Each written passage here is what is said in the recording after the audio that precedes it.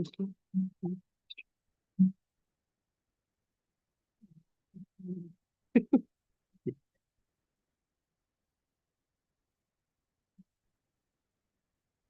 gonna call the meeting to order, July 9th, 2026 at 5 p.m., I guess. Hi, let's call the order. And then the second thing on the agenda is the approval of the agenda. Do we have any? We actually need to take a quick vote for a nomination for chair for Excellent. this meeting, since we do not have the regular chair nor the vice chair. So we have to take a quick nomination. This is not for the next whole year. This is just for this meeting. So if there are any nominations for chair for this particular meeting. Nominate Krista. I second. I second. We have a nomination and a couple of seconds. All in favor? Aye. Any against? Krista, the gavel is yours. Right, and then. Okay, excellent. So the first thing on the agenda is the approval of the agenda. How does the agenda look to everybody? Move we approve the agenda as presented. Second. All in favor? Aye. Any against? Done. I don't know if I have to do that every time. That was exciting. Sorry. Next thing is the approval of the minutes from June 25th, 2026. They looked really good to me. I was unable to find any typos. You look for those, but I do. yeah.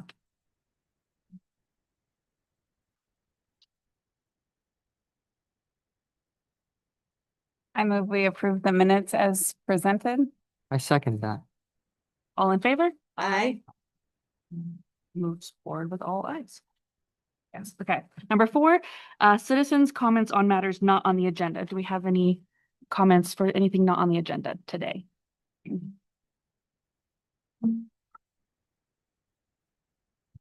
Thank you. I will move forward to new business. And the first thing on new business is to elect a chairperson. Not for this, for future, because Shannon's term is over. Couple of rules for the road. A chair or vice chair cannot be elected to more than 2 consecutive terms. So your vice chair and your chair have served 2 consecutive terms. So other than Leslie, who's not in play in this, you can vote anybody in as chair except for Shannon, and anybody as vice chair except for John. I did check with John. Typical that the person who's not here gets elected as chair. I mean, vice chair bumps up to chair. So I did check in with him. He would be happy to serve as chair, but also stated that if somebody else has a deeper desire to be chair, he's okay with that too. Can Shannon be vice chair? Okay. Is she okay with that? Do we know? I did not check Okay. that part. She So- called really late that she may Okay, not. so nominations for chairperson, I think. I'd nominate John Eastwood for chair. I second. All in favor? Aye. The next on the agenda is electing a vice chairperson. With Shannon not being here, not knowing if she would accept it, do we say like her, but if not her, then someone else, or do we just? You normally just go ahead and make a Oh, cool. nomination. Okay. So the nominations for vice chairperson. I nominate Shannon. I second. All in favor? Aye. Next. The next thing on the agenda is CUP 2026-01, an application by Francis O'Rourke for approval of a conditional use permit to allow a tattoo shop to operate at 25 West Washington Street, TM number 16-1-150, owned by Ewing Properties LLC. Do we have a staff report? Indeed. Good evening, everyone. We do have a conditional use permit request for a tattoo and piercing shop, again at 25 West Washington Street. And this is the location where Mulberry's DIY currently is located. Mr. Frank O'Rourke is petitioning the city for a conditional use permit for a tattoo and piercing shop, and a tattoo parlor and or body piercing salon use is a conditional use in the C1 zoning district. We do have a location map there on the bottom of the first page of this staff report. Over on the next page, the applicant was invited to supplement their application, and they provided a narrative, and that's included in your packet. It more fully describes the operation of the proposed tattoo and piercing shop. Mr. O'Rourke's proposal is to have 2 permanent tattoo stations, 1 flex tattoo station for guest artists, and 1 entirely private piercing station. The prospective hours were 12 p.m. to 7 p.m. Wednesday through Sunday, closed Mondays and Tuesdays. Staff is recommending a condition to limit the number of stations to those proposed by the applicant, but staff is not recommending a limitation on hours of operation because none of the other businesses in the C1 zoning district have a limitation on hours of operation. Photograph on the bottom there of the storefront. And over onto page 7 of your overall packet, we have the C1 zoning district, basically its intent section. But I'll read the definition of a tattoo parlor. So a tattoo parlor and or body piercing salon is any business that provides tattooing or body piercing, as those terms are defined in Virginia Code Section 54.1-700, or both tattooing and body piercing. I did pull the state code section in case the definitions are of interest. As with all conditional use permits, we ask that you review the request based on the criteria that you have or the conditions of issuance. I won't read them all in the record, but it is your sort of duty or task to find that the proposed use will not affect adversely the health or safety of persons residing or working in the neighborhood. And that's item A. B is the proposed use will not be detrimental to the public welfare or unduly injurious to property values or improvements in the neighborhood. C, the proposed use will not be in conflict with the policies and principles of the city's adopted comprehensive plan. Over on the next page, D, adequate public services, including streets and other traffic ways, utilities, police, and fire protection are or reasonably will be available to support the proposed use. And the last one that's buried in number 3, you shall give due consideration to any other reasonable land use and zoning consideration as may be required by the nature of the proposed use or may be otherwise appropriate to effectuate the intent of this chapter. So again, we ask you to make your recommendation this evening based on those criteria. One last thing in that section to mention is that while conditional uses are considered to have a potentially greater impact upon neighboring properties or the public than those uses permitted by right, conditions must be reasonable and address an impact expected from the proposed use. Additionally, conditions developed to address an expected impact must be proportionally related to the impacts resulting from the use. That just comes from not state code, but case law. So it has to be a reasonable condition and it has to be proportional if you decide to develop any additional conditions. So the staff recommendation is again that the proposed tattoo parlor and body piercing station shall be limited to 3 tattoo stations and 1 piercing station. And staff again did not make a recommendation on hours of operation. You're certainly free to suggest additional conditions as long as they are reasonable and proportional. If we look over on the page 10 and 11 and 12, that's the additional narrative that was provided by the applicant, in case that's helpful. And we do have 1 comment from a member of the public in favor on page 13, and we received, I believe it's 5 more since then, and I believe you have copies at your desk this evening of each of those 5. If I remember correctly, all 5 of those were supportive of the use. Happy to answer any questions. Excellent. Thank you, Arnie. Mary Steer, do you not have? No, we don't I have. have a Oh, copy of it. sorry. Okay. Again, these are comments that came in after the packet Mhm. went out on Thursday. Looks like there's 1 in the packet and then 5 out. Okay, Right. thanks. So the next is the applicant statement. Well, can I ask Arnie a Yeah. question? And Go for it. Arnie, you can decide if you want to answer this or have the applicant. Since this is a service rather than like a retail store, do they collect sales tax for their services? It's a little complicated, but personal services typically do not collect sales tax. But then some of the other items that they do sell, if it's a piercing or then those typically are taxed. But the service itself of tattooing, then the complicated part is it depends on how they sort of structure their package. If it's a package item with tattoos and piercings, then it gets a little bit more wonky on what is service and what is taxed. Okay. Right, but that is also true to like architectural services and any of the Salon others, service. yeah, right, services downtown. Correct. Awesome. Do we have an applicant statement?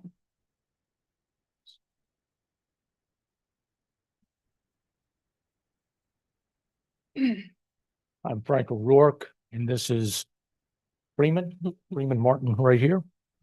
Thank you. Good evening. Thank you for allowing us the opportunity to speak tonight.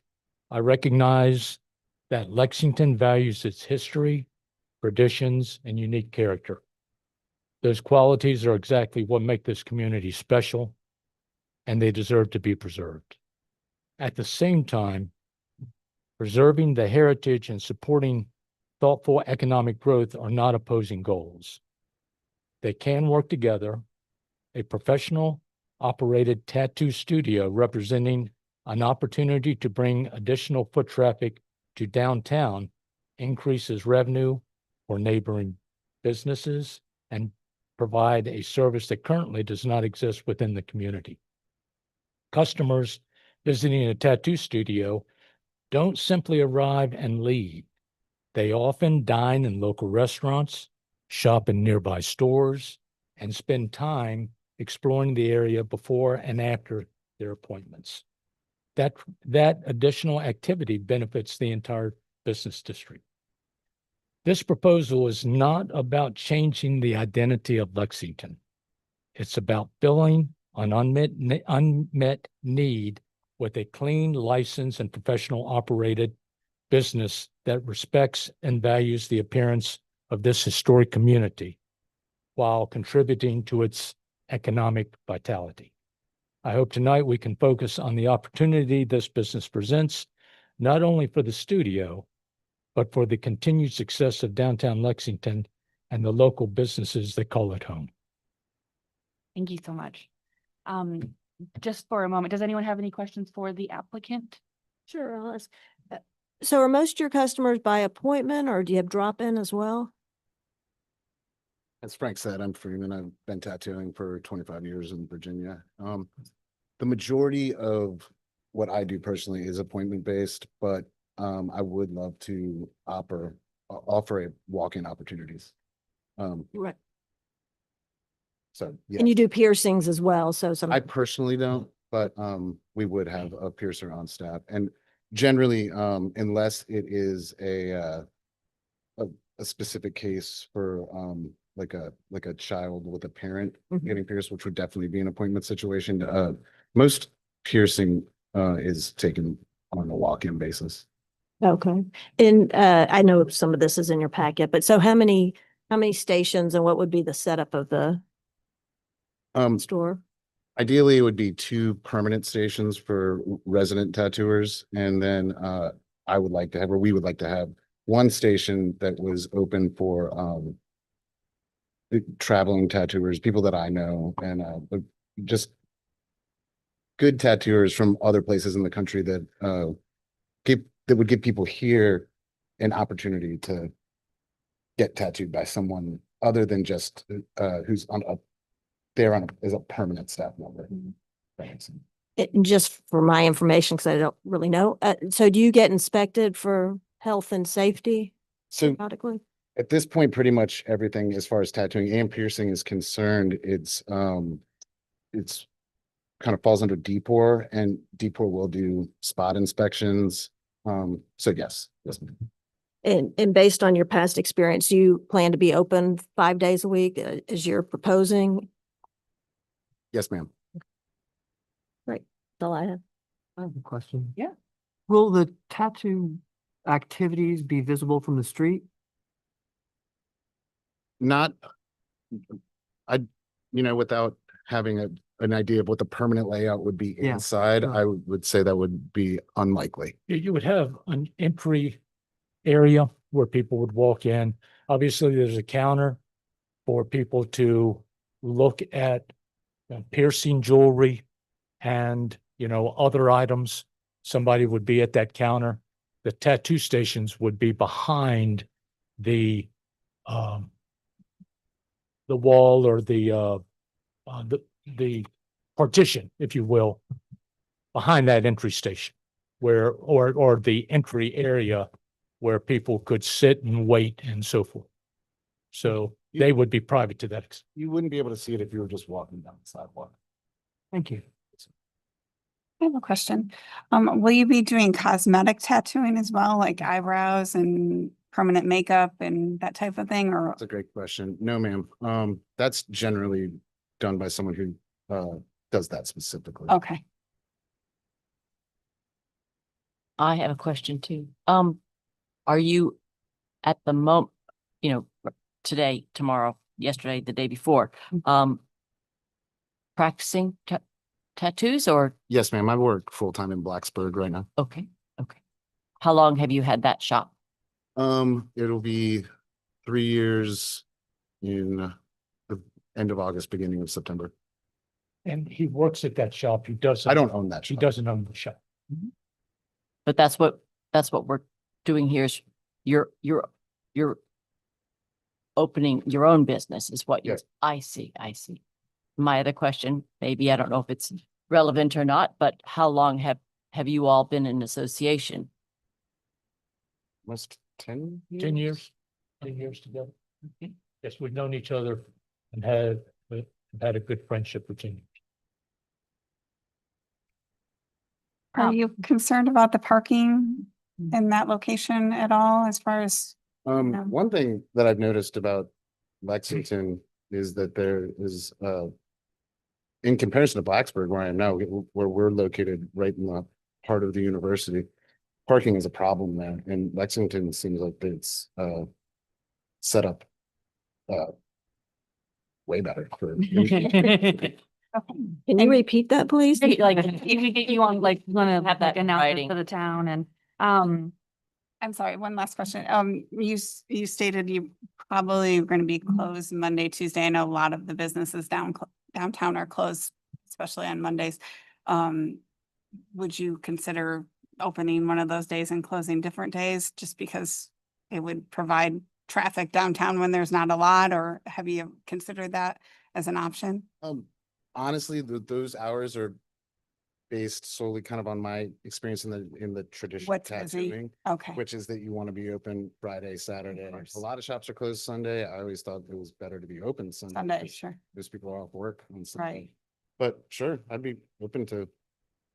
You'd be flexible. There's not a lot of traffic downtown. And there's a lot of businesses that aren't open on Mondays. Some of them are open Mondays and not open Tuesdays, which is great for those people that capture.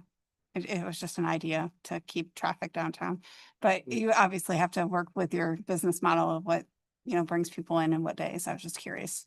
I'm not opposed to. Yeah. to that. But as he said, though, a lot of his tattooing is done by appointment. Okay, So if somebody wants to have an appointment on Monday or Tuesday and that fits for their schedule, I mean, Freeman will be I'm- flexible. Yeah. It's not unheard of at all even if the shop is closed, if somebody makes an appointment, sure. or I will just go in and do that appointment. Okay. I've been tattooed in a closed shop. Oh, okay. Yeah. Very good. With the piercing, are you gonna sell jewelry as well? Absolutely. Okay, and then this is, it's not super important, but with guest artists, I see that you have a license with Virginia. Do they fall under your license when they are operating out of your studio? The way Deport has it set up right now is that you can apply for a temporary license. And so, generally, if you know that, someone is coming to do a guest spot, then just have them apply. And that way also it works because it takes time for all of that to process, which is, time for us to let people know that they're going to be here. So, Mhm, mhm. The fact that your current business is in Blacksburg near this university center, and you're proposing to place this business very near a university also, do you expect a lot of your traffic to be, or a lot of your customers to be university students? I mean, I think with tattooing and piercing in general, it tends to trend towards the younger side. But I'll it's, get you in it's, there. It's okay. but it's, For a visit. it's absolutely for everybody. So it's really whoever's interested in it is who I would say it's aimed towards. You know, I've tattooed people in their nineties before. I'm familiar with one tattoo establishment in Waynesboro. And I walked by it. The first time I walked by it, I was like, what is this? It looks like an art gallery. Right. And it's a beautiful establishment. I guess there's a conception in many people's minds of a tattoo establishment that is not that it's advertising images that are offensive to some people.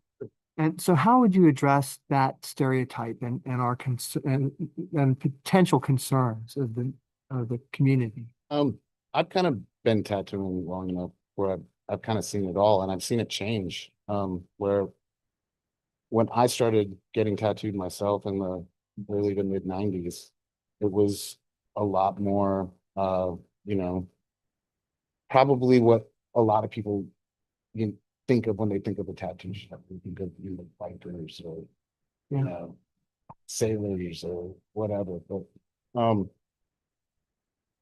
through as time has passed, tattooing has not only has become a lot more accepted in general, but also tattooing shifted from towards more of an art-based craft. And that's kind of where my interest in it really lies, is with tattooing as an American folk art. Which is another reason I think it's great to be would be great to be amongst the galleries in Lexington is, if people were walking by and they're just curious. I know a lot about tattoo history. I have a lot of tattoo artifacts, and Frank will tell you I'll never shut up about it. So, I would love to, you know, for people to come in and see what tattooing is, you know, as an American folk art, and learn about the history of it and learn how it's changed and kind of get a feel for where it's going. He has a lot of knowledge and will be more than happy to share it with the community. Not that they come in to get a tattoo, but they just want to understand, you know, the history of it. And a lot of his equipment could go into a museum. It's interesting. Very interesting. I have a question. You don't have to answer specifics, but is there things you won't tattoo? Absolutely. Okay. I mean, there's a lot of things I won't tattoo. Yeah, you don't have to like talk about, I'm just curious, like you're not like, I'll tattoo anybody regardless of anything. It's Absolutely not. okay. I think being a tattoo is a huge ethical responsibility. So, yeah, there's absolutely a lot of things I won't tattoo. Okay. This is going to reflect some of my ignorance, but I'll suck it up. Is most of what you tattoo out of a pattern book or pattern books, or is it original art? Traditionally, tattooing, it was very much, you would walk into a tattoo shop and see something on the wall and point, I want that. Now it's a lot more custom based, which again, with tattooing being coming from more of a people with a fine art background, people just come in with their ideas, or a picture on their phone or something like that. So, yes and no, because people still come in and see what's on the wall and say, I want that. But 9 times out of 10, it's something that we're going to construct. Thank you. I have one more question. As you noted, this is in our historic downtown business district, and one of our goals is to maintain the attractiveness of downtown, and you do have a large display window. Have you given any, and you will have to go through the architectural review board for your signage, but have you given any thought to having window design to maintain the attractiveness downtown? I am not interested in doing anything that would clash with the existing aesthetic. So it's hard to say exactly without talking to the folks. And I'm really just asking you to consider if you move in there, to put a nice display in the window, maybe something artistic. It's going to be fitting I and, think that'd be great. and And not to leave it blank either. It is fitting to have well, something in and there. it's important, and Freeman does this very well, is to work with other people on the street as well as people in the community. So, no, when we if we decide to put up some kind of display, obviously it's gonna fit in with what the city requires. But it's also gonna fit in with other people on Washington Street, and, you know, we'd want feedback. Hey, does this look, are appropriate? You know, we don't wanna be a sore thumb that sticks out. I mean, that's not the goal. And the signage is important because we're certainly aware that the signage needs to fit in with the other patterns and the way the signage is with other businesses. Thank you. Along those lines, since you are in the gallery section of Washington, I mean, a lot of the galleries do open houses or wine events or gallery shows. I think it would be great for you to be interactive as We'd love that. the artistic side of tattooing along with the art side of the galleries. I mean, I think it's very I think it's fitting. gonna be, don't they do something tomorrow night? Yes, I think so. yes. This week they're doing it.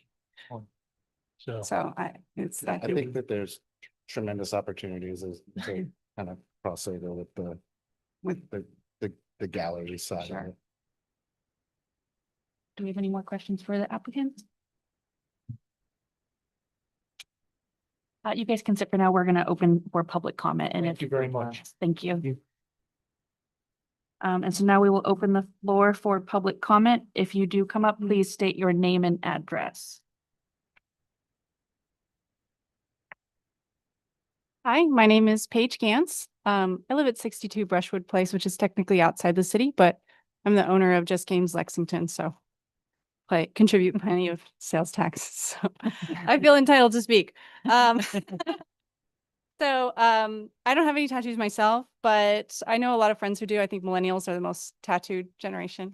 And what they talk about is seeking out particular artists, traveling, sometimes multiple trips to go there, and then spending time in the community, eating and shopping in that area. So when I heard that there was going to be a tattoo parlor, I thought, well, I don't expect to be a patron, but I'm very excited to bring more people downtown. And I'm also not blind. I see my customers. I see you, Krista. And they have tattoos. A lot of them have tattoos. So I think it would be a positive contribution to the downtown area, especially on Gallery Row. And like people have said, it still has to abide by all the ARB aesthetic rules. I did a little, Xander actually, he wants credit for this. He did a little research and he found that Wytheville, Virginia won the 2026, one of the 2026 Great American Main Street Awards. And they have a tattoo parlor on Main Street, Wythe Inc., with like 167 Google reviews, 4.7, town of 8,000. So similar, just 2 hours away. They can have one, we can have one. Town was that? I didn't hear you. Wytheville, Virginia. Wytheville? Wytheville, sorry. Okay. I didn't. that's- dirty northerner, I know. I can't pronounce anything right. So anyway, just another, just another example of, you know, I mean, this, I think maybe when this law was put in, or this restriction, the zoning restriction was put into place, I think today that same restriction, if it was voted on, wouldn't pass.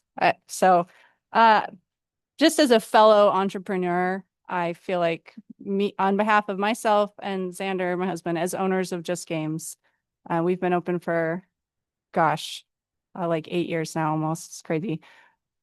I think that there were some people who looked at us sideways when they learned that, like, what's a game store? What's that? But we were given a chance. There was no market restrictions in our way. We didn't have to ask special permission.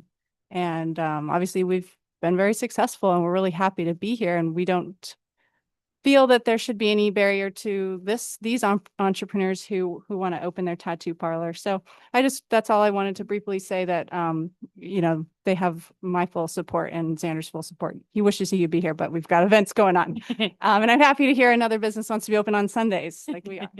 That's all. Thank you. Hi, I'm Crystal DeMott from Lex Nail Bar, 31 West Washington Street. And I'm Savannah Dory. I work at Lex Nail Bar. Jessica Phipps, I also work at Lex Nail Bar. We would be close neighbors to the proposed tattoo shop. And we kind of feel, I mean, at least me, I'll let you guys speak as well. That could be a fun addition to our block of Washington Street. It really seems like it's turning into an arts district. We have a lot of different artsy stuff going on.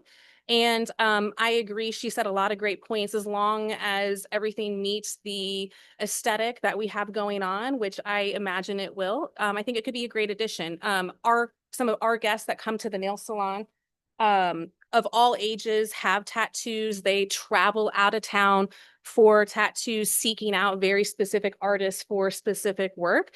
I think that would be a great addition to have some artists here that they could consider. Also talking with some other locals, people are like, oh, great, we can have a piercer. There is something special and different about getting a piercing by a professional piercer, even for kids. The ears, that's different than the gun. It can be a more pleasant and a safer option. And I think it would be a great addition in our neighborhood. You guys have anything else? Okay. As someone who does have tattoos, I absolutely think that it would be a perfect addition to all the art galleries around as well, because tattooing and the stencil makeup and the ideas coming from person to person and the drawings that are sketched up is a complete form of art. You have to be an artist in order to be able to produce these products and images. And so in that case, in that sense, I think it would be a great addition there.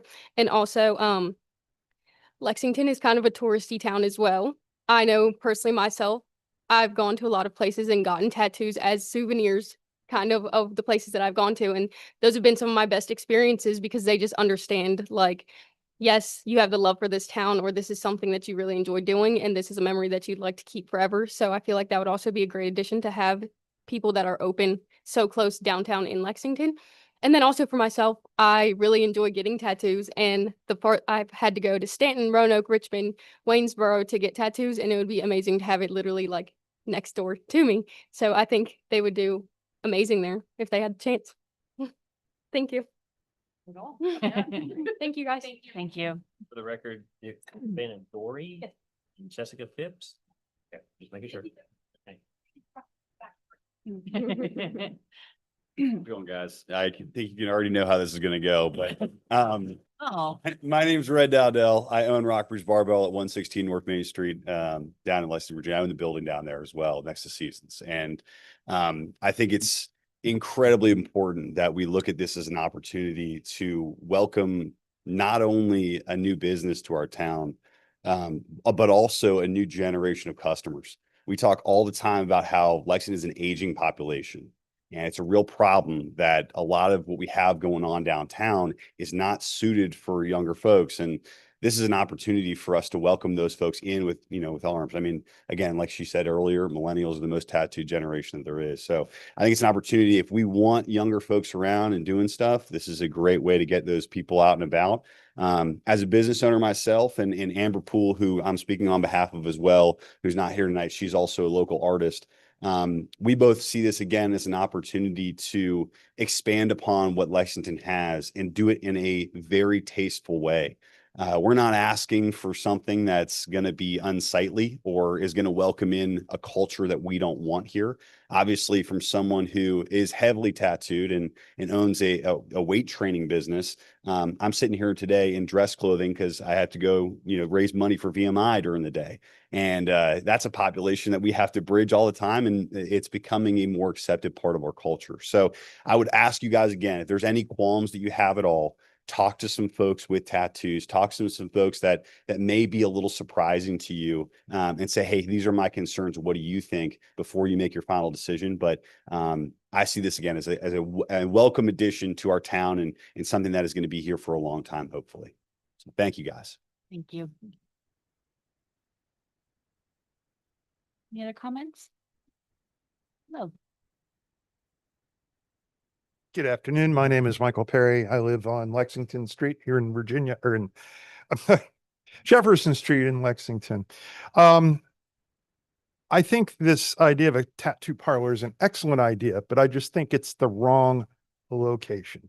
I think it'll be an excellent business from the sounds of it. There's a need, but I think it'll be better served to be outside of the historic business district, away from the fine art galleries that are down there. We have a lot of tourists that come to Lexington. We have a lot of parents from W&L and VMI and lots of tourists who are interested in history. I think having a business that promotes, that produces sales tax beyond just services and maybe some jewelry being sold. I think it's very important that we would make more money with higher sales tax revenue with a gallery, a boutique, a restaurant, a coffee shop, something of that nature. I think this business would be better suited out in one of the shopping centers rather than in the downtown historic district, where I think we need to maintain the character and the brand of Lexington. We have one of the most unique downtown retail districts. We have two very prestigious universities here that tend to be on the more conservative side. I'm also afraid that a business like this would cause a slippery slope. We're going to be having vape shops that are going to want to come into town selling weed. We're going to, and head shops perhaps. In my mind, that sort of that genre, and maybe this is an old fashioned thought, but that genre, those types of businesses sort of, don't belong in the downtown historic district. Thank you. Thank you.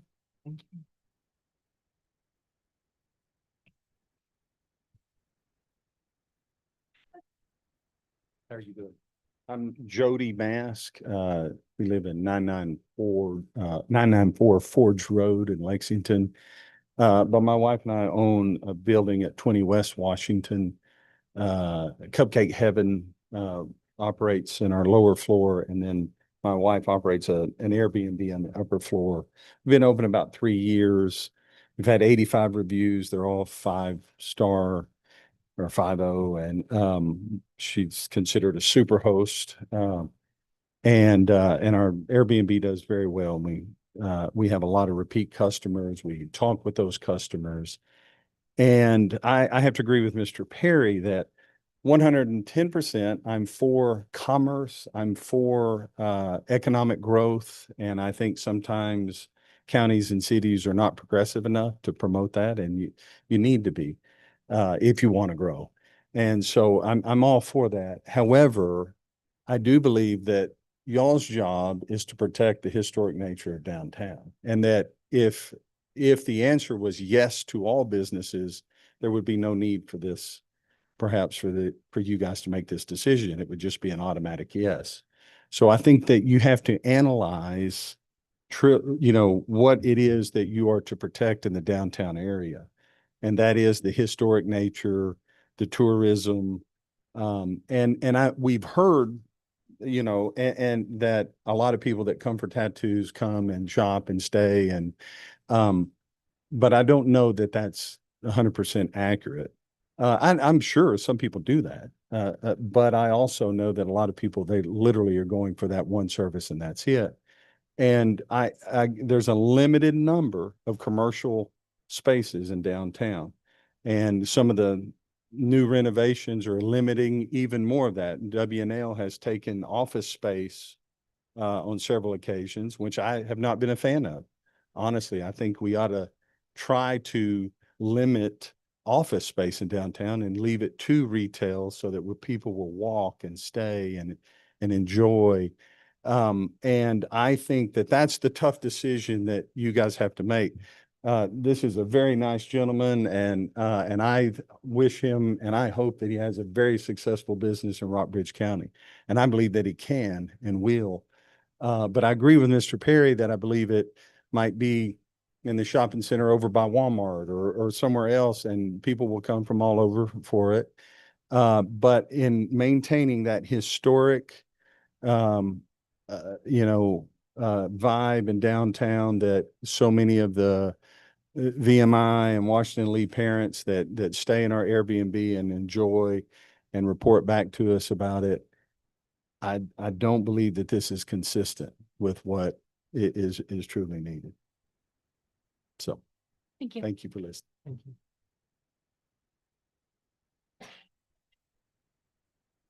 Any other comments? Yes, please. If you could just state your name and address when you. Nancy, 303 1/2 South Jefferson Street, Lexington. Thank you. having gotten here late, I've just heard the end of what this gentleman was saying. I have to say that what my first reaction was, why not tattoo parlor? You know, about time. I think I said to someone, it's about time Lexington came into the 21st century. Plenty of people of all walks of life that enjoy tattoos. Then, on further reflection, I guess having sat on the planning commission, I was like, why is this currently a by right? Why is it currently not a by right? What is the history there that made it a special use permit? And so doing a little digging, the advice I came up with, which again has been mentioned, is planning.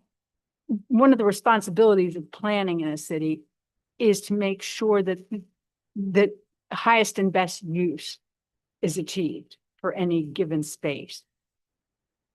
So if in fact the stopping in for a tattoo is typically a one-stop shop and that people don't linger and spend money elsewhere, then it's not as high revenue for the city and it doesn't help the other merchants. I don't know whether that's the case. And I'm hoping that you all would have done some research into that before coming down on one side or the other. What is the traffic in and out of an establishment of that type? Do the people linger for a few hours? Do they go out to lunch? Do they That would be my question. Thank you. Are there any other public comments? Should I read the ones that came in? Okay, because that's like 6.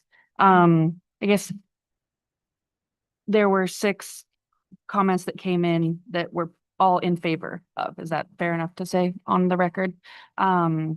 So we will close the public comment and go into commission discussion and decision. Arnie, maybe you can answer what other businesses are not by right?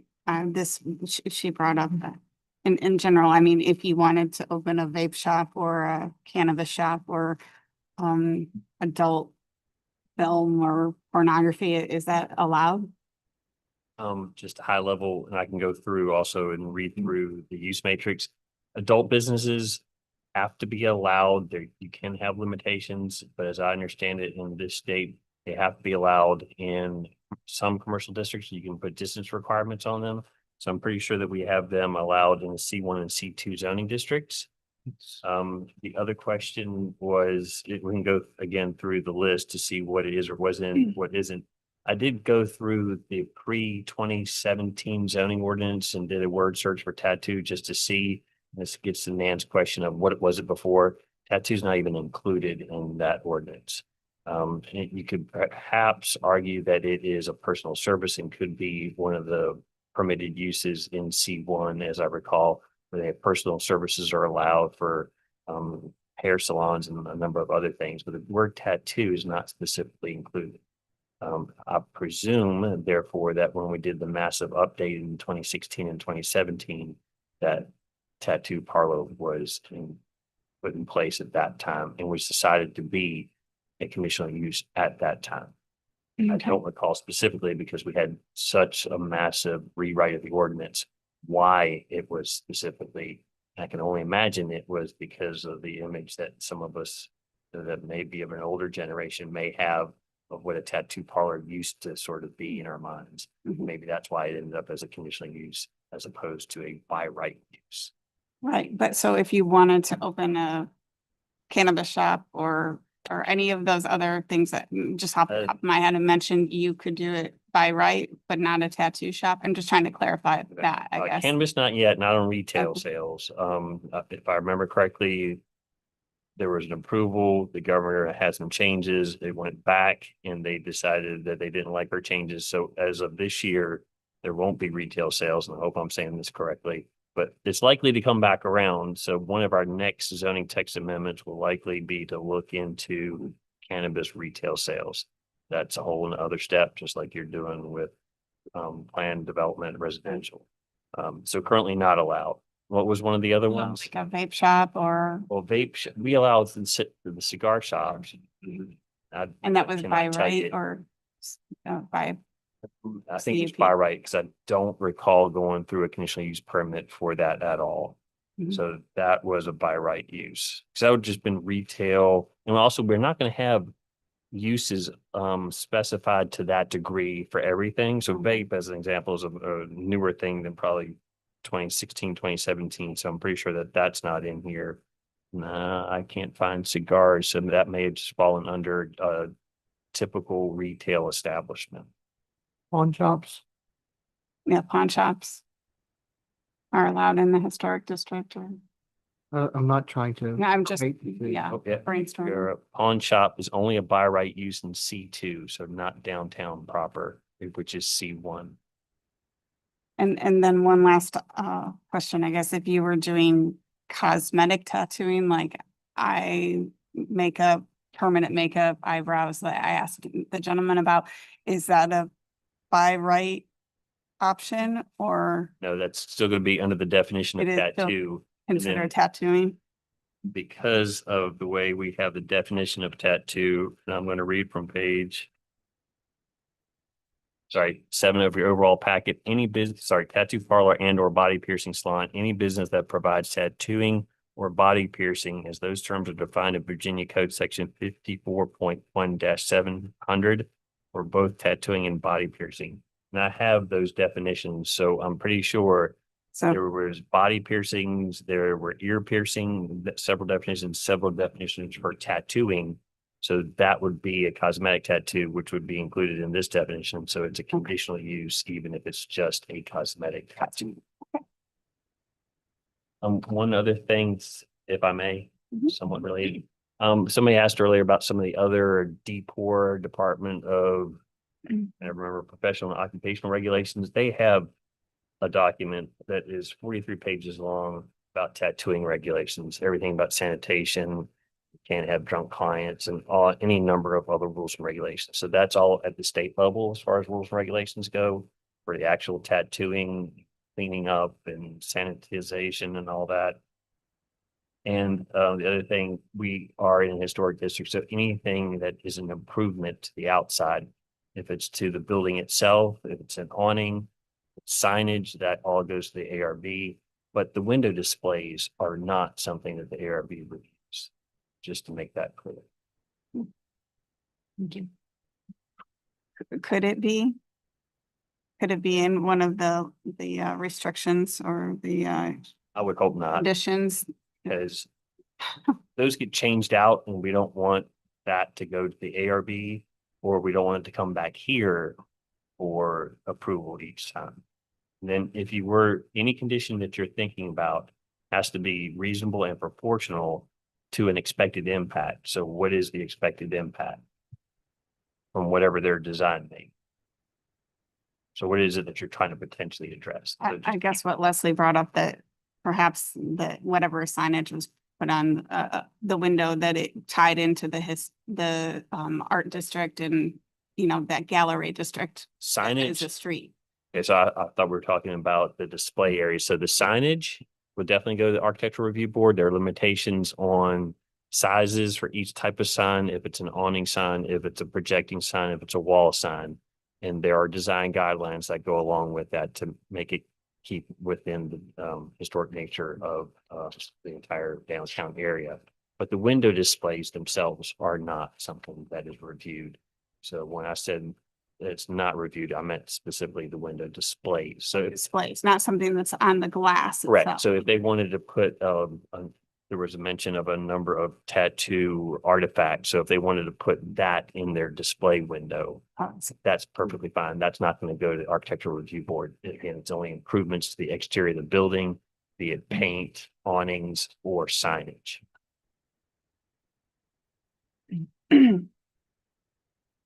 I'll just note that in the last 25 years, we've had 2 tattoo parlors downtown. One was by What is the pizza place? I'm blanking on. Domino's? Yes, thank you. One was by Domino's and the others was in the Knights of Pythias building. So a tattoo parlor downtown is not new. I guess my biggest concerns were, will it generate foot traffic like was mentioned, and sales taxes. But then you look at businesses, for instance, in that building was Mulberry DIY, which I never heard any complaints about. It looked nice, and I'm guessing that this establishment will generate more foot traffic and probably more sales tax than that did. So I really don't have an issue with it. And again, I hope it looks nice from the outside and fits in with the rest of downtown. That's really my only concern, because I do think it is a form of art and does fit nicely with the art gallery district. I think that it's like my arm is worth like $3,000. And so I absolutely, this is the most expensive piece of art I own. And I would argue that it is considered fine art. It's just a different form of art. And I can speak, I obviously only speak for myself and my wife who has tattoos, but typically we would go to our appointment, we verify the stencil, do all the stuff, and then we've got like 30 minutes to an hour while the artist prepares the station, and I have nothing to do but walk around. Literally nothing to do but go and see what's the local coffee shop. Maybe I'm going to get a snack here, and appointments are typically a long time. And so my family would come to them, and my kids would probably wander around. Like almost every tattoo that I've been a part of has been a family affair that everybody comes, but you can't all sit and watch the person get tattooed because that's so boring until like the end. And so you wander around and you do these different things. And I think VMI and WNL, I think it's while I wouldn't say everybody's tattooed, I definitely think more people are tattooed. And like the one girl said, where it's kind of like a souvenir. Thank you. Souvenir from that place. I could 100% with everyone's dedication to VMI when they're here, see them all going, making an appointment for VMI tattoos, 100%. So I feel that this would be a great improvement. Most tattoo shop, I think it's, the first place I got tattooed was kind of like he mentioned, where it's like you point to something on the wall, there's like scary stuff around, it's really, really dark and black and scary. But the ones I've been to recently, which it sounds like is what they're proposing, is it's genuinely an art studio. They just happen to tattoo while they're there. They're artists, and often there's another medium that they use. It's highly unlikely that his medium is only skin. And so there's, maybe he wants to display other things or have other local artists that maybe aren't given the chance at other studios because of their type. So I think it would be really beneficial. I know that people I've driven hours to go to a tattoo shop, and I go to the orthodontist with my daughter, and every time I go there, it's like, oh my God, where'd you get your tattoo? I'm like, oh, I had to go to Waynesboro. I had to go to Richmond. I had to go to Stanton. I had to go here. And I think it would be, I think people would 100% come here, and I think they would travel here. And I think it's opening it up to the next generation, as some of them said.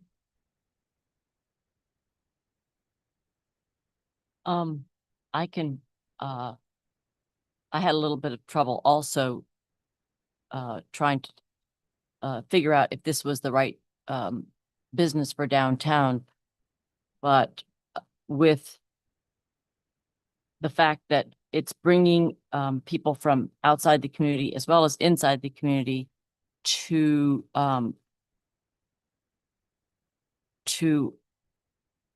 spend money downtown. I don't see how it can be denied. I don't think there was something here, Arnie, where you said it doesn't do any good to limit the hours, but what if we do have that in there? And you said because nobody else's hours are limited, but if that is some way that it would prohibit people milling around, I think it's worth exploring. It's worth exploring, especially since they offered it. I will say they have prospective hours, so that's when they think they but will. they're the ones who offered it. So I think it's not Certainly bad have that ability, idea. yes. I meant to say when I was talking that I understand some of the comments of it being maybe in Lexington, but not necessarily in our historic district, but it's they're either going to be walking around Dollar General and Don Tequila's, or they're going to be walking around the historic district. The people that are coming to visit. Like if you have a 30-minute, wait for your tattoo while the artist is getting ready, you're not going to drive somewhere. You're going to walk around. You're going to see what's around there. And if we put it somewhere else, they're going to walk the strip mall near Walmart, or they're going to walk historic downtown. You bring up a good point, or a reasonable point about the hours.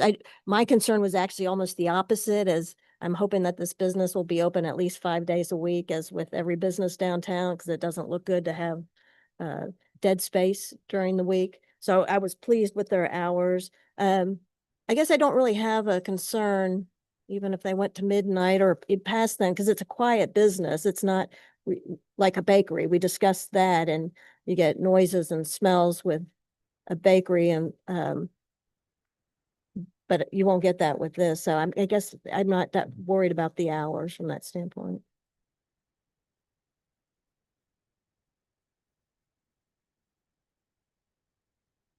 The other thing I have to really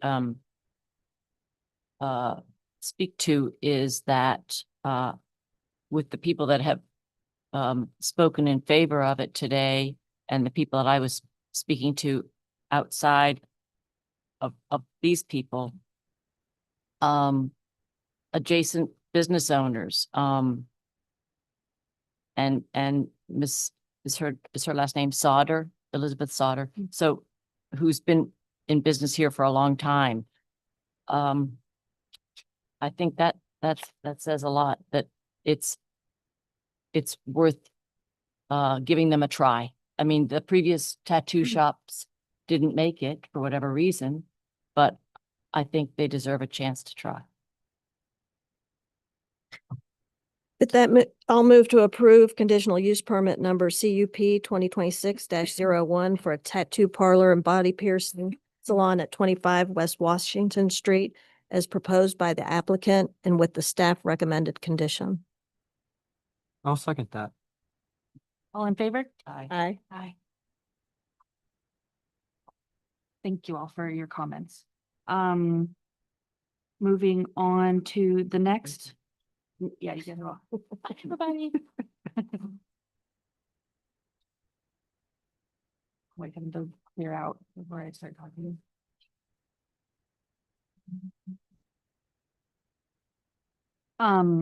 So the next thing on our agenda is PD-R zone or DPDR zoning text amendment, continued discussion. Do we have a staff report? We do indeed. So the main thing, or I think the majority of the time last meeting was spent on the intent section. And just quickly, there was a fair amount of change. We brought the second sentence to the beginning because that had the statement that was what you wanted to focus more on. So I'll just read it in the record on page 16, sorry. Very excited out there. The intent of the planned development residential concept is to promote the efficient use of land by allowing the development of parcels that are considered difficult to develop while also encouraging improved design and environmental sensitivity. In the next couple of sentences, I just try to pick up on those three pieces, which are development of parcels that are considered difficult, encouraging improved design and environmental sensitivity. The second sentence, difficult to develop parcels may be limited in size or street frontage or have a non-standard shape. In contrast to the prescriptive nature of traditional zoning districts, the PDR district encourages and permits variation in residential developments that is more creative and, where possible, more environmentally sensitive. The last sentence is maybe a little bit extra, or maybe we'll see. The PDR district also creates an opportunity to expand housing options for persons of all income levels, increase density where appropriate, all while protecting neighborhood character with appropriate and harmonious physical development. Arnie, was it worth, there was that one little swap of a word. I'm not sure if it's worth changing out. It's in the sentence that begins with difficult to develop parcels may be limited in size or street frontage or have irregular shape. Regular, that's. what I Irregular thought. shape, non-standard, people are gonna. But we've used irregular elsewhere in the document, so that's why I thought that Okay. might be a good word. Do that. I like it, Arnie. Good work. Better. So is that the staff report? We go to the next. Do we have any public comment on the zoning text amendment? Thank you. So I will close that and now we will open for commission discussion. I think it looks great. Yeah. So are you asking, do we even need that last sentence? Is that what you're kind of asking? Does it summarize it? I don't These know are if we need- bits and pieces that we had and that we added, so I'm not saying that it's not necessary, but at some point, when you have so many concepts, does it dilute perhaps the intent? Yeah, I see what you're I saying. don't have a strong opinion either way. I was just observational only. I think it picks up some important themes that we discussed previously. I kind of I like it. I like it too. All right, so if we have nothing else on that one, I'll go to the next one. So the applicable districts, I just realized that probably should be applicable areas, Yep. just because we're not Oh. doing the zoning districts part anymore. So that's 420-178 or the old 420-178. And then in there, we had that it would go, PDR could be applied to suburban neighborhood, future land use map designation, the traditional neighborhood. And I think we had some question about whether or not it would include mixed neighborhood or not. I think that's why I had that underlined. And then we also had a comment that perhaps it should be also allowed in the opportunity areas. And therefore, we provided you with the opportunity area map. That is the most recent one, from your comprehensive plan discussion. Because if we don't do some sort of adjustment, as an example, the VDOT property that is owned by the city does not fall within suburban neighborhood, traditional neighborhood, or mixed use neighborhood. So there was flexibility that it would be allowed in PDR, would not be applied to the VDOT property. Show us where that is, please. VDOT property, Number 5. you see number 5 on that All right. opportunity area. You want to include it? That's one option Okay. of adding that, yes. So if we wanted additional flexibility for the VDOT property, luckily the Spotswood property already has the mixed use designation, so that's already covered by the way we have it. So that's one item for consideration. I don't think you want to let it slip through the cracks, or opportunity could get lost, or people won't come to present different ideas of, Options or options of design using for them. Yeah, development. exactly. So again, we're just putting things together now. This isn't your final. This will definitely come back. You'll have additional opportunities to change this. So is it okay if we just add opportunity area to that section I think so. for now? Okay. So you're basically gonna just move the thing over and put hash marks there, is what you're, okay.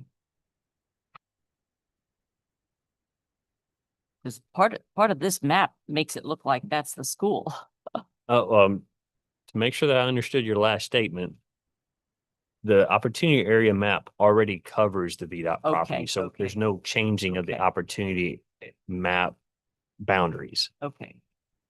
What are Only- you saying then? Yeah, I'm confused. then. And this map helps to see, Yeah, like you were talking about the schools in the blue Right.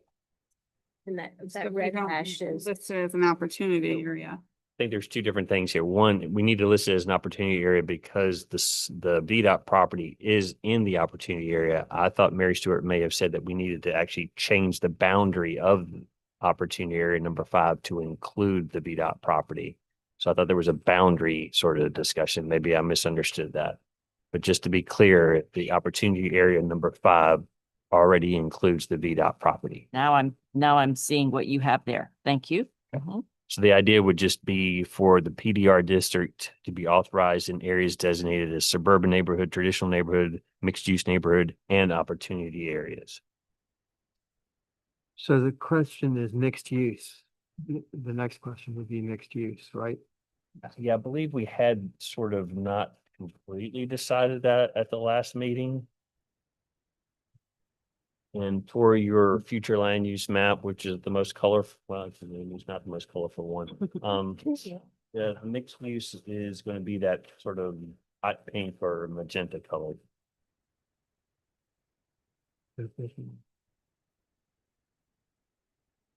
If it helps at all, I would recommend that you add it. And just for the flexibility for Spotswood and a couple of the other.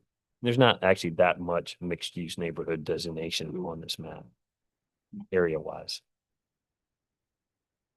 Well, this one over here, this one right here, is that Kroger and what's across the street? Is that what what are we looking at there? So the Kroger's going to be in that hatched area. So the hot pink Pepto-Bismol lovely Yeah. color Is, is going to be between. So that would be the fraternities Oh. and also City Hall. General's Retreat. General's Retreat. City Hall, part of Yeah, that? yeah. City Hall is further over, correct? The one that sticks out the most on that side, on the east side, is actually the police department portion of that Right. property, but correct. So it's that area between Kroger Gotcha. and Okay. downtown proper.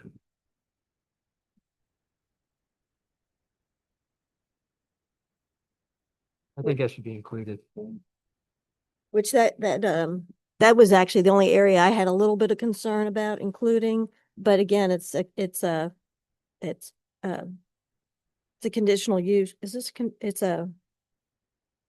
they have to go through approval, yeah, for a PDR. So if we decide that in that commercial area, we don't want residential, planning commission and city council can make that decision if it's not appropriate. Right, this is a rezoning, so it's going to be the public hearing process. Okay, so if there's nothing else there, the red line on page 17 is basically where we stopped. So we discussed the permitted uses generally. And then because in 420-179.b, we did not have in the previous edition, and again, this is the version that lasted from 1990 to I think 2022. It did not specifically deal with conditional uses. But since we're going to say what permitted uses are allowed, I think it's also very helpful to specifically say what conditional uses are allowed. Now, I pulled this from the PDMU that exists. So the Plan Development Mixed Use, and it reads, one or more uses permitted by conditional use permit in the R1, R2, RM, and RLC is always that question mark. Zoning district may be permitted in the Plan Development Residential District if documented in the PDR master plan. So again, if they show it on the master plan, and it gets approved that way, then they get to do it. It doesn't matter if it's a conditional use, if it's a permitted use. And then we also had even expanded it more in the permitted use. So I'm going to go and grab that second sentence. Additional uses specifically enumerated in the final master plan may be permitted at the discretion of city council, and specific uses enumerated in the final master plan may also be excluded. This is a lot of flexibility. I'm just pointing that out. We had a little bit of that discussion last time. I think Shannon had some caution about doing that much flexibility, but it's the same with the conditional use permit, the way this is written. So any uses that are conditional in the R1, R2, RM are fair game, but they have to put it on their master plan. They specifically have to show it. And if it gets approved that way, then that's something they get to do. Then the next sentence there for conditional uses, any use desired but not documented in the approved PDR master plan requires an application to amend the PDR master plan. So if they have a PDR approved and they listed out, this is what we want to do in here. And then during the development process, they realize, hey, we forgot about the tattoo shop that we want to put in here. Well, they're going to have to come back through the same public hearing process to add whatever use that they want to add that they didn't get approval for the first time around. No questions there. Well, yeah, it's okay. So RLC gets to be problematic then if this is just a residential PDR. So I'm not sure why we would have that in there. It seems like if you're going to do an RLC use, you'd go to the PDMU. PDMU, however, was only allowed in the C2 zoning districts, correct? I should know this. And I can't remember if it was, so I'm not sure that the RLC is going to allow the PDMU. But if you hold on,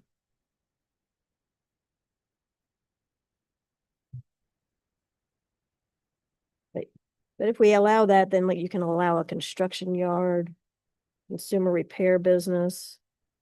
I'm not quite that's sure also how that things that they can works. ask for. That doesn't mean that they're going to get them, but I get the point. You're Right. still pulling from a list. And is that a good thing or not a good I thing? thought this was just straight residential.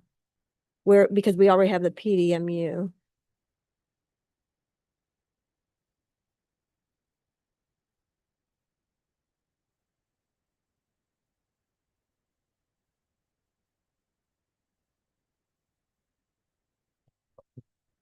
Good point.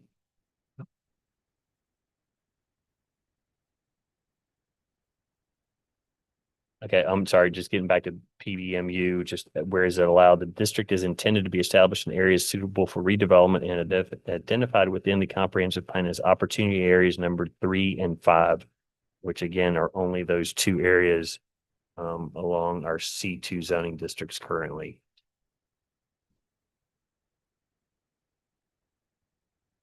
The pink, the hot Pepto-Bismol pink, right? No. In the red, so depending on which map you're looking at, so on the opportunity area map 3 and 5, that's out East Nelson, Kroger to Sheets, and out South Main from the fire department back around to the VDOT property. But Leslie, I think that only answered part of your question. The other was RLC allows a lot of stuff conditionally. Do we want to include all that Yeah, and I guess or the, not? the way it's written is it sounds like even if you're an R1, you can get to use all of those. Is that what this says? Okay, which going back to the pre-2017, and it gets sticky because it was an overlay before. It was more restrictive, saying any permitted use in the particular district in which the PUD is overlaid is allowed. But you can't mix them all up. So I'm trying to grasp why we would allow all the uses in RLC. And RLC is that hybrid thing, so that's why Right. it's always the question mark. Does And I it go want- with the commercial or does Yeah. it go with the residential? I want it allowed in the RLC district, but not all those uses allowed it for a PDR. Am I, what do y'all think? Am I You're seeing trying it to wrong? qualify, you're trying to qualify the PDR definition so that it Yeah. doesn't allow every. Right, because then I think you're just creating a PDMU. Yeah, PDMU is in the more intensive areas for commercial Right. where you're mixing the uses. So you've got that commercial and the residential above. And then I understand that what we're trying to do is really only allow residential uses in this PDR. But do we want the flexibility for them to propose another use in there that may be appropriate if it's a secondary use or not? But if I could get back to your thought about, was there a distinction between the permitted uses in RLC and not allowing the conditional uses in RLC, or just not RLC for either permitted use list or the conditional use? Right, or it's fine maybe if you do that in RLC, but not in the other. So you can use, well, like for the 3 residential, R1, R2, RM. I guess I don't mind saying any of those uses you could do in your PDR. And for the RLC, you can do any of those, which are probably already included, plus what's already allowed in RLC. Their way of wording that makes sense. You see what I'm Not saying? yet. Because I just don't think you should allow the RLC uses in R1, R2, and maybe RM. But we're going to go through the public hearing process and you'll be able to say that when it's not appropriate, that it's not appropriate. Right. As long as we work on a criteria and get those dialed in well. Am I hearing you? And I'm not sure that I am. that we should, in both the permitted use section and in the conditional use section, just take out the RLC in both of those? Uh,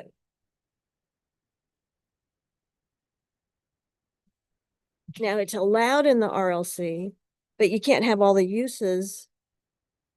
I mean, again, am I Oh. understanding that right? That Oh, we're I think I saying, now understand what you mean. you So know, we're saying that it would be permitted in the mixed use neighborhood future land use designation, which is basically the RLC allowed areas. yeah, I think you should allow a PDR in the RLC. But am I understanding this right, that this says one or more uses permitted by conditional use permit in the R1, R2, RLC, RM and RLC may be permitted in the PDR document in the master plan. That's not saying that in a R1 district, you can use they could include something that's allowed in the RLC, are they? Well, first of all, this is going to be going to a rezone, so it's not going to be an R1 anymore with an overlay. It's Yeah, just going to right, be right, playing all the PDR. But somebody can propose uses either conditionally or by right based on the list that we have in our use matrix, and they can pull from all the by right uses in R1, R2, RM, and RLC is still that question mark. Same thing with the conditional uses. They can, and to make it a little bit more complicated, that second sentence in the permitted uses generally says any additional uses. It doesn't say conditional or permitted. Additional uses specifically enumerated in the final master plan may be permitted at the discretion of city council. So that's a pretty open statement. Yeah. And I think that allows the flexibility. So I'm not sure that it makes as much difference if you add RLC or not, if you keep that second sentence up there in the permitted uses generally section. But I understand the point, I think now better, that we're allowing it in mixed use neighborhoods, which is really where RLC is allowed. But do we want to have some control and not limit it and further limit the RLC listed uses? And I don't know if it would be helpful for you to have the use matrix in front of you or not to determine in RLC what's by right and what's conditional. Yeah, because I guess I just have a problem with, I'm not sure for the R1, R2, I like the idea of saying, well, if you do the PDR, you can put some kind of commercial use in an R1, R2. Do we want to pull out RLC from both permitted use list and the conditional use list for now? And then maybe some of our homework is to go and look at the use matrix to see if you have heartburn with the RLC. You go down the RLC column and see what is allowed by right. And then if there's too many of those that give you heartburn in these areas that we're discussing, which is mainly residential, then perhaps we just leave out RLC, conditional, and permitted uses. Does that make sense? Tell us where that is again. The Arnie. use matrix is Article 3 of your zoning ordinance. So this is the spreadsheet that has all the zoning all the zoning districts across the top, and then we have them categorized by commercial uses and residential uses and civic uses.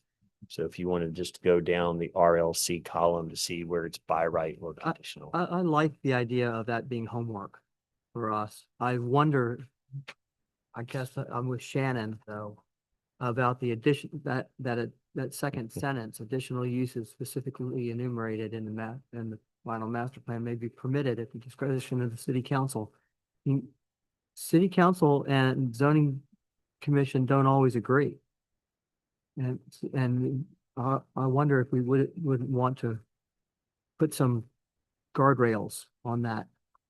Understood. For what it's worth, that was the language that we had from 90 to 2022. Those were and wild had days. had those 12 or so projects, and you saw what the product was from those. Not that we're always going to get that, but I just throw that out there. But I understand the concern. Yeah.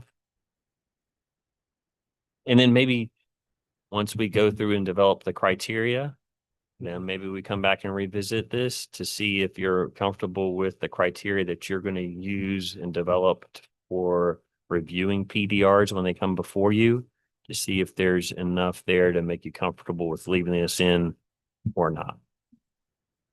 I like that. Yeah, so we can, let me just make sure. So based on 420-178, even if we leave in mixed use neighborhood, so you can do this in the mixed use neighborhood. And then in 420-179 permitted uses generally. Yeah, I'm kind of thinking take out RLC for in that section. You can do this in RLC, but it's some type of housing only. Okay. And they still have the option to stay with the by right RLC, whatever's in the RLC. Let's just say, so they still have an option there with the by right in the Yeah, current RLC. right. We're not taking anything away. All right. We're just adding flexibility in PDR that can be applied in a mixed use designation, but might not have all of the by right uses allowed in RLC. But we don't allow those by right, all the by right uses in RLC and R1, R2, RM. Right. Okay.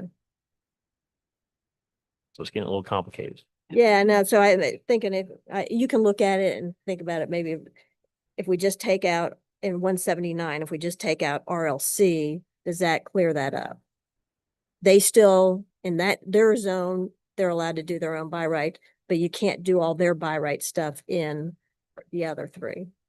So for right now, I'm planning on taking it out on both 179, which is the permitted use list, and 179B, which is the conditional use list.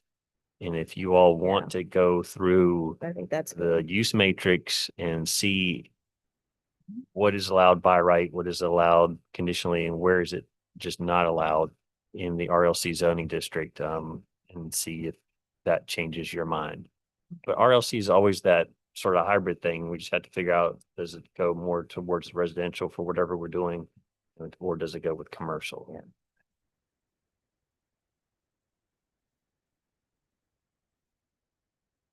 I think the conditions, to your point, will help, but from my short experience on here, it is hard to deny someone on some of those conditions too. I feel like we might want to get it right before just the conditions, it seems challenging to argue sometimes that it's not allowed or justified with just the conditions, relying on just conditions to deny it, I guess. We'll use the current, the example we just had. Right, There's like 4 today. conditions that are so sort of high level that Yeah, like it's hard to justify denying it based on that. That was my whole point. Like you if can you, see it 2 different ways, perhaps. It's such high level wording that how do you apply it? But it also gives you the flexibility to, or the Sure. freedom to it's apply it how you how you want. read it. Yeah. Right. But I will say that when we get to the conditions or the criteria, they are a little bit more specific here. And I think that's your point, is sort of bringing it down from such a high level sort of standard to something a little bit more applicable.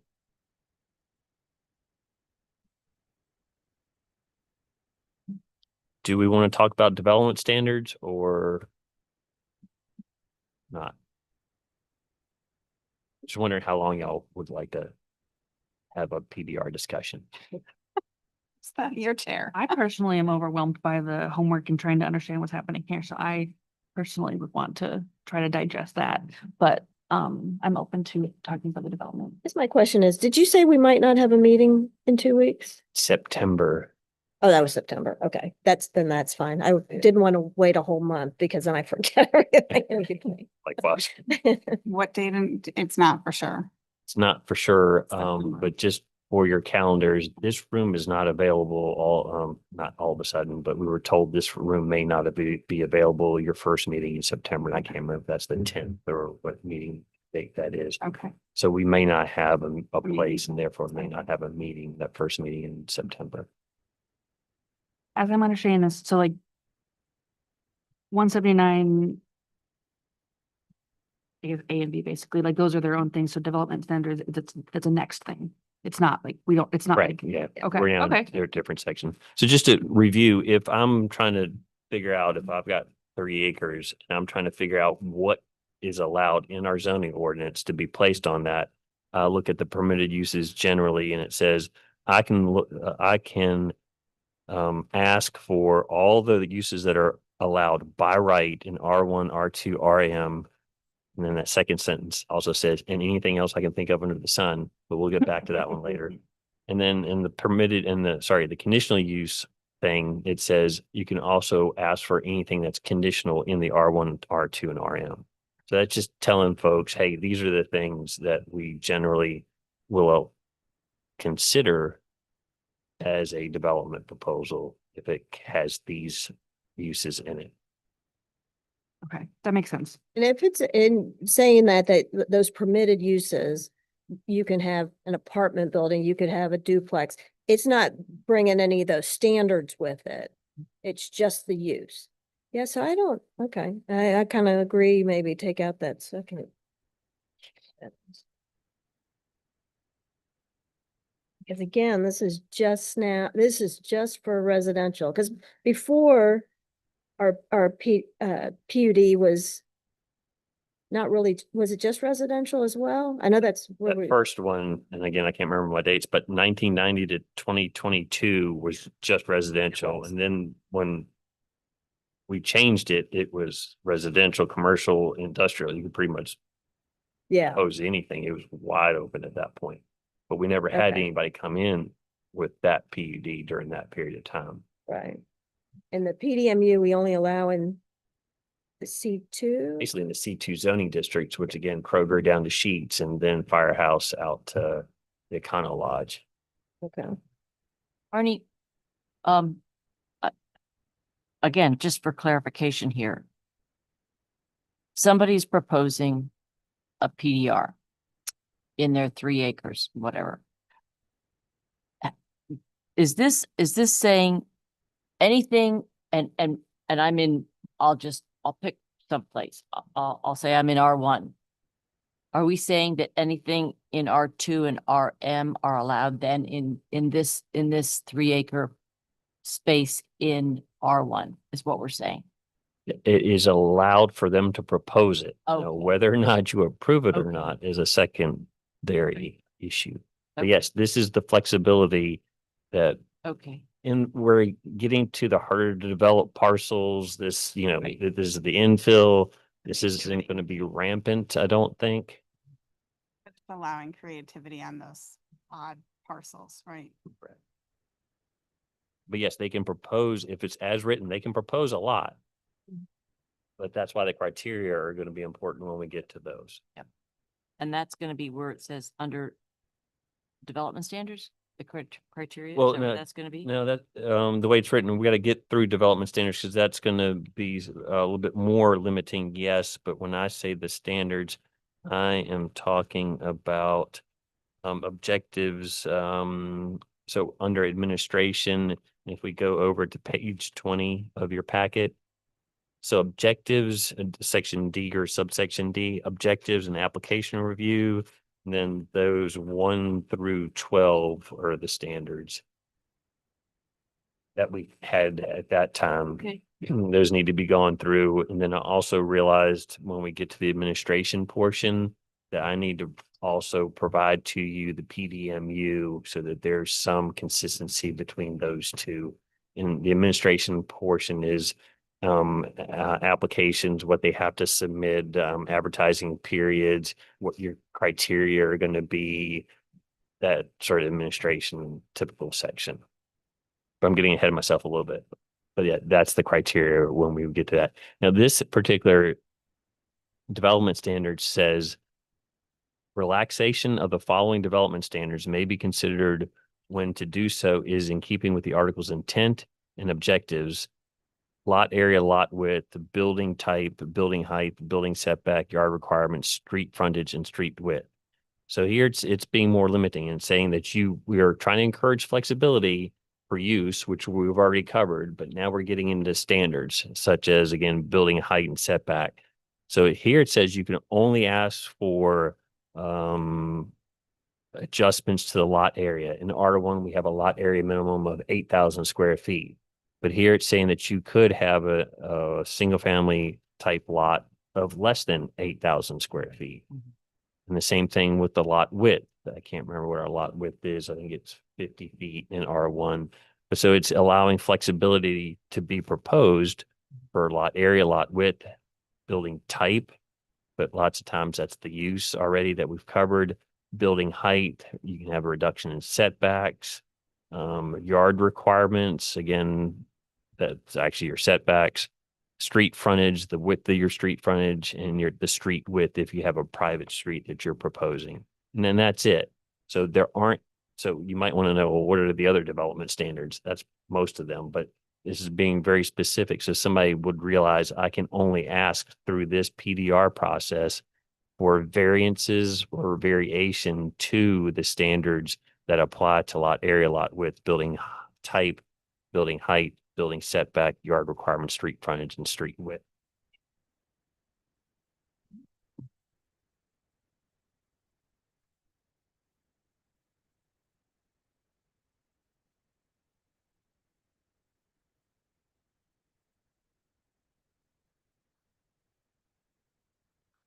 And just as an example, in our lot requirements table, which is this table in our zoning ordinance, across the top, so R1 zoning district, it has a lot area, 8,000 square foot minimum for one family, 12,000 square foot for a two family. Lot width is 60 feet of lot width for a one family, 80 feet for a two family, building height of 35 feet, front yard of 15 feet setback, side yard 10 feet, rear yard's 25, unless it's an accessory structure that's not attached to the main building, then it's 5 feet.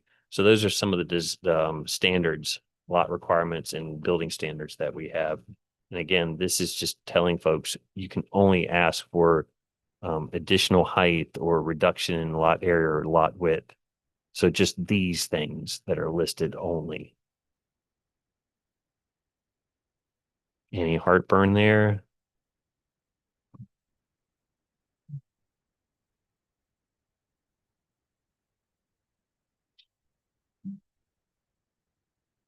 Open space, for what it's worth, this is the way this is written. You really only have to provide open space once you have 2 contiguous acres or more.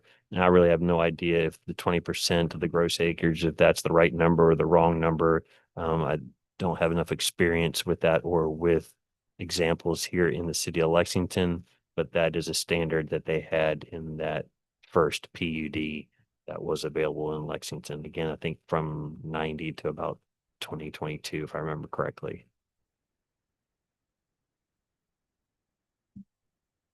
And for that, how hard is that to calculate? Not terribly, I think, in the sense that we know that streets, parking areas, and lands with slopes grading shall not count. I mean, it's a little bit, sometimes it's a question, what do you count, what don't you count? Yeah. But this at least has some guidance for that. That you don't have any problem with enforcing it or? Yeah. Okay. This isn't terribly specific. There's probably more things that could be added here, but just overall, we're also only trying to get to 20%. So Yeah. I think that would be terribly difficult. And we're also only talking about areas that are 2 acres or more. Yeah. We don't have too many instances of that. Spotswood property as an example, 20%, that's 2.65 acres, I think. So it would fall within this. 20% would have to be set aside. Streets, parking areas, and lands with slopes, there's no slopes greater than. So I would think that they could somewhat easily bake in 20% of open space. Yeah, because front yards would, if it were houses or Yeah. cottage housing, the yards would count towards that. Is that right? Yeah. Well, it doesn't say that they wouldn't, so you Yeah. could count yards, and certainly any of the common open space that they have. No more than 25% of the required percentage of usable shall be in the form. So there's going to be probably a retention pond of some sort of stormwater facility. So whatever that surface area is cannot be more than 25% of this 20%. Brinsley will have to do the math for me. So is that okay to keep in for now? I'm gonna ask, how much longer would y'all like to go? I'll keep rambling on as long as you like, but just wondering. We can, I'm starting to sizzle. We can, Yeah. okay. we can, You're already starting to sizzle, is that what? Okay, well, we can stop there then. The rest of it, I'm not gonna say it's necessarily easier, but we're gonna get into utilities, access and circulation. And then sort of management and administration. So what I'm gonna do once we get to that section is provide this again, but also provide you the administration section from PDMU. So I think we can actually borrow a lot from that. And that way the two PDs will be consistent. Yeah. There's also language in here, public notice. We have, B1, 2, and 3, where that really can just be a reference to the state code instead of having to lay out how often we advertise in the newspaper and whatnot. So there'll be that PDMU section that we can pull from as well. It's really not that much more. The criteria are going to be the hard part, but we can save that. And we're only talking about the opportunity parcels with that, right? With the PDMU and. Oh, correct. Right. Okay. What you meant for a PDR, like No, no. more than that. No, correct. In the PDMU, that is only applicable to numbers 3 and 5. Is that what I said? Right. Which are the two, again, that were Kroger down the Sheets, Firehouse out to, correct. And that's where we allow a good bit more height. And we're basically requiring residential or allowing residential units on top of office or commercial or retail. But yes, that's where PDMU specifically is allowed.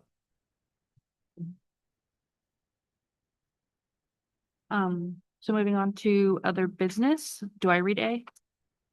Or is, so A says September 10th, 2026. Oh, it's in there. We put it on here. September Planning Commission meeting may be canceled due to unavailable meeting space. When will we know about that? If it's, I asked Kate and we didn't have a confirmation as of today. So I'll let you know as soon as possible. and then do we have a zoning and planning report?